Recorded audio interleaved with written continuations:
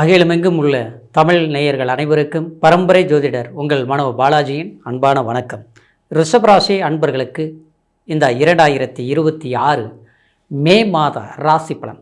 இந்த மாதத்தில் நவ கிரகங்களின் பெயர்ச்சிகளால் உங்களுடைய ராசிக்கு தொழில், குடும்பம், திருமணம், அதாவது பண வரவு சார்ந்த விஷயங்கள் உங்களுக்கு எப்பேற்பட்ட ஒரு அற்புதமான ஒரு மாற்றத்தை இந்த நவ கிரகங்கள் உங்களுக்கு ஏற்படுத்த போகுது அப்படிங்கிறத பற்றி தாங்க இந்த பதிவில் இப்போது நம்ம தெளிவாக பார்க்க போகிறோமுங்க. ஃபஸ்ட் டைம் பார்க்குறவங்களா இருந்தீங்கன்னா சப்ஸ்கிரைப் பண்ணி பெல் பட்டன் அழுத்தி ஆல் ஆப்ஷன் கொடுங்க. ரிஷபம் தனராசி. உண்மையை சொல்ல போனோம்னா அற்புதமான ஒரு மகாலட்சுமி அம்சம் கொண்ட ராசி. எதை கொடுத்தாலும், யார் நமக்கு எவ்வளோ நெருக்கடி கொடுத்தாலும், ஆனால் எல்லா பிரச்சனைகளையும் சமாளிக்கக்கூடிய ஒரு திறமசாலிங்க கண்டிப்பாக இந்த ரிஷபராசியில் பிறந்தவங்க. எல்லாத்தோட குடும்பத்து மேலே ரொம்ப அக்கறை வச்சுருப்பீங்க. அது நம்ம கூட பிறந்த பிறப்புகளாக இருக்கட்டும், அதே மாதிரி நம்மளுடைய சேர்ந்து இருக்கக்கூடிய நண்பர்கள் வட்டாரமாக இருக்கட்டும், அதே நேரத்தில் நம்மளுடைய கணவன் மனைவி சம்பந்தப்பட்ட புத்திர பாக்கியங்கள் சம்பந்தப்பட்ட நம்மளுடைய குடும்பத்துக்கு என்ன தேவையோ அது கச்சிதமாக பார்த்து செய்யக்கூடியவங்க யாருன்னு கேட்டோம்னா அது ரிஷபராசி அன்பர்கள்.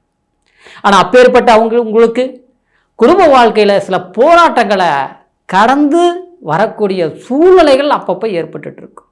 நெருக்கடிகள் குறிப்பாக சொல்ல போனோம்னா நீங்கள் யார் மேலே அன்பு வைக்கிறீங்களோ அவங்களால ஏமாற்றப்படுறது இயல்பாக இருக்குது.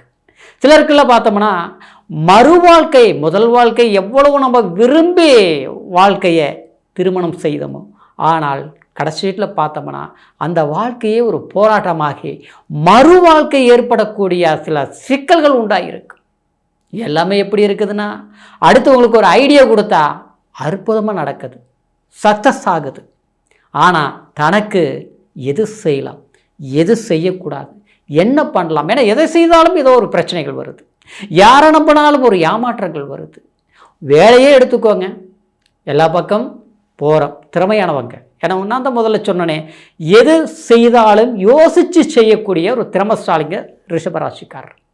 ஆனால் அப்பேற்பட்ட நமக்கு எல்லாமே எப்படி இருக்குதுன்னா, ஒரு கட்டத்தை வரைக்கும் நம்மளை யூஸ் பண்ணிக்கிறாங்க, கடைசியில் பார்த்தோம்னா கைவிட்டுறாங்க.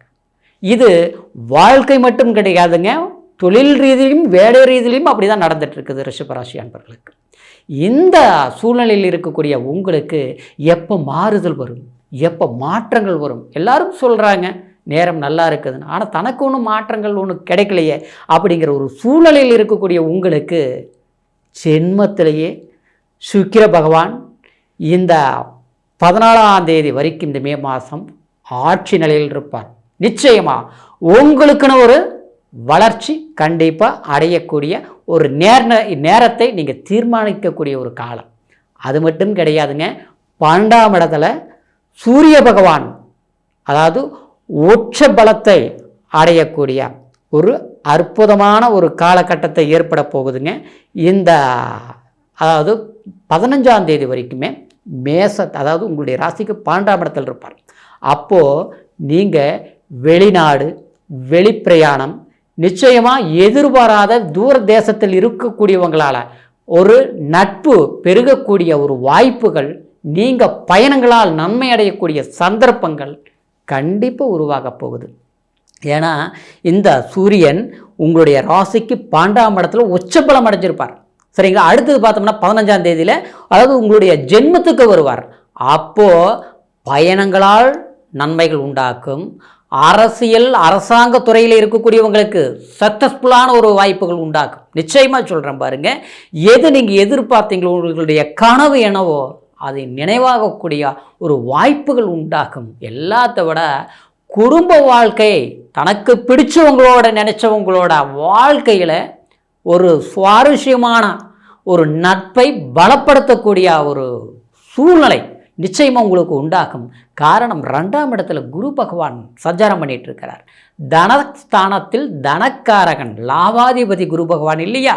அந்த குரு பகவான் உங்களுடைய ராசிக்கு 2ஆம் இடத்துல இருந்து, அதாவது 5ஆம் பார்வையாக 6ஆம் இடத்துல பார்க்கறதுனால கண்டிப்பாக உங்களுடைய உழைப்பு மேன்மையை கொடுக்கும். பல நெருக்கடிகளில் இருக்கக்கூடிய சில சிக்கல்களை நீங்கள் தீர்க்கக்கூடிய ஒரு சந்தர்ப்பங்கள் உண்டாக்கும். ஆனால் மனசளவில் நொந்து இருக்கிறீங்க. சமீப காலமே இந்த 1.5 வருஷ காலம் அதிகபட்சமாக பார்த்துட்டோம்னா, அதாவது இந்த ஒரு 7-8 மாதத்துலேருந்து பார்த்தோம்னா நம்ம என்ன செய்கிறோம், ஒரு பொம்மை மாதிரி இருக்கிற மாதிரி இருக்குது. எல்லாருக்குமே நம்ம நல்லது செய்கிறோம், அதாவது அடுத்தவங்களுக்கு ஒரு சகாயம் செய்கிறோம், எல்லாமே பார்த்து பார்த்து கஷ்டமான ரோட்டில் போயிட்டு இருந்தால் கூட அடுத்தவங்களுக்கு ஒரு பிரச்சனை நின்று நன்மையை செய்யக்கூடிய ராசி ரிஷபராசி. ஆனால் அப்பேற்பட்டவங்க நமக்கு வர்றது பூரா பிரச்சனைகள் ஆச்சுங்களா. யாருக்கு உதவி செய்தாலும் அதில் ஒரு ஊதிரியங்கள், யாருக்காக நம்ம வாழ்க்கைங்கிற ஒரு ஒரு நல்லதை, ஒரு வாழ்க்கைங்கிற ஒரு நிர்ணயமான ஒரு பாசத்தை செலுத்தணுமோ அந்த இடத்துல ஏமாற்றங்கள்.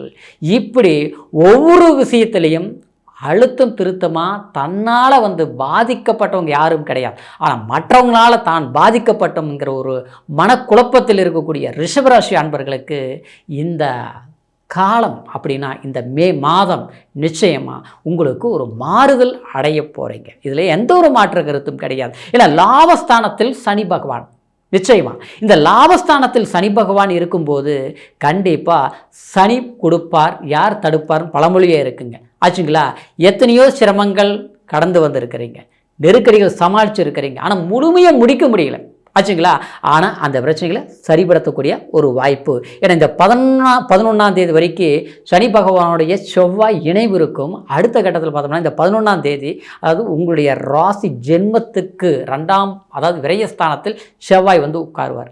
அப்போது ஆட்சி பலத்தில் இருக்கும்போது மண்மனை சார்ந்தது சிலர்லாம் பார்த்தோம்னா ஒரு இடம் இருக்குது, அது விற்க முடியல, அதே நேரத்தில் ஒரு இடத்துக்கு அட்வான்ஸ் கொடுத்துட்டோம், அது கிரையும் பண்ண முடியல, திருப்பி அந்த பணத்தை வாங்கவும் முடியல, ஒரு செக் பிரச்சனை, அதாவது ஒரு டாக்குமெண்ட் பிரச்சனை, அதாவது இன்றைக்கி ஒரு அரசாங்க ரீதியில் ஒரு லோன் எதிர்பார்த்துட்ருக்குறோம், அதுக்கு கைக்கு வரும்னு எதிர்பார்க்குறோம். ஆனால் பார்த்தா ஒரு கையெழுத்து நடந்தால் போட்டால் போதும், எல்லாமே நமக்கு சால்வ் ஆயிரும். ஆனால் ஒரு முறைக்கு 2 முறை எல்லாமே மிஸ் ஆகிட்டு இருக்குது.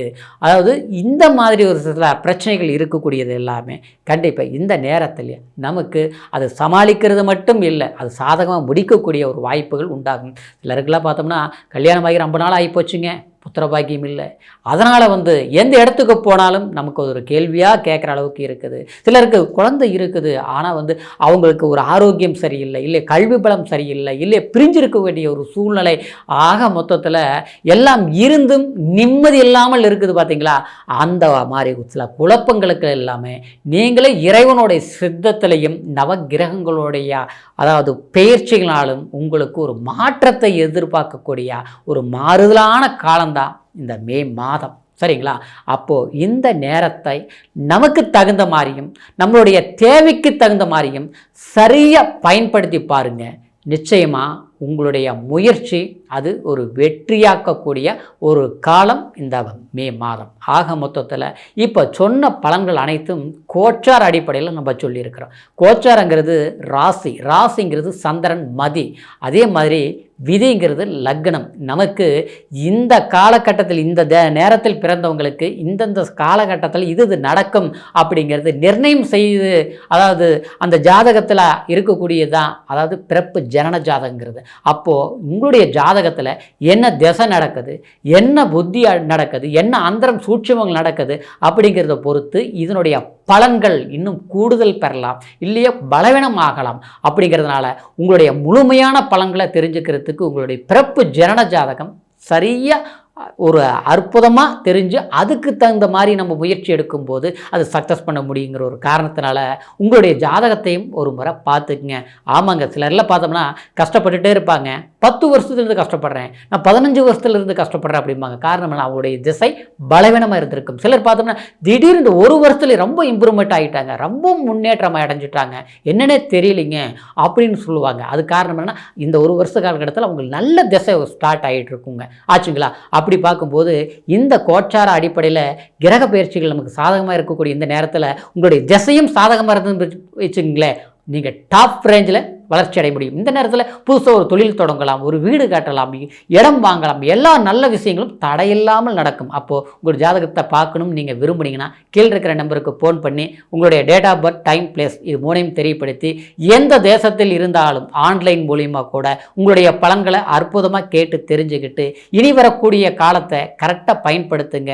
அற்புதமான வளர்ச்சி இருக்கும். ரிஷபராசி அன்பர்களுக்கு இந்த மே மாதத்திலிருந்து இனி வரக்கூடிய காலம் செல்வ செழிப்பும் மன மகிழ்ச்சியும் பொருளாதார வெற்றியும் அடையணும் அப்படிங்கிற ஒரு வாழ்த்துக்களோட அடுத்த பதிவில் சந்திக்கும் வரைக்கும் நன்றி, வணக்கம்.